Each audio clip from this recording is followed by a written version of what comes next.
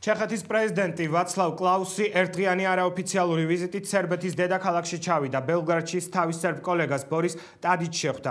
ორი ქვეყნის ლიდერების შეხვედრაზე კლაუსმა ტადიჩს საკუთარი წიგნის სერბულ ენაზე ნათარგმნი ეგზემპლარი გადასცა. მოგვიანებით ტადიჩი და კლაუსი სერბეთის მეცნიერებისა და ხელოვნების აკადემიას ესტუმრნენ, სადაც ჩეხეთის პრეზიდენტი აკადემიის საპატიო წევრის წოდებით დააჯილდოვეს.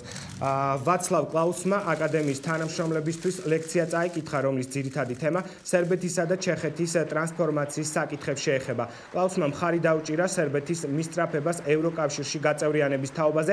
ჩეხეთის პრეზიდენტის განცხადებით მას ესმის იმ ქვეყნების, რომლებმაც ევროზონაში გაწევრიანების დიდი სურვილი გამოთქვეს. თუმცა იქვე აღნიშნა, რომ 27 წევრიან ბლოკში მოხვედრის მსურველებს ხშირად აქ არსებული პრობლემები დავიწყებული, როგორიცაა ადამიანის უფლებების დაცვა და დემოკრატია. რამდენიმე კვირის წინ 2011 წლის ჟურნალ ეკონომისტისთვის სტატიის დაწერა მთხოვეს თემაზე ევროპის მომავალი.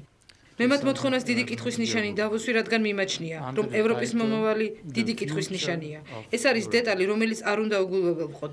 რამდენიმე წლის წინ ალბათ მსგავსი აზრი არ გამიჩნდებოდა.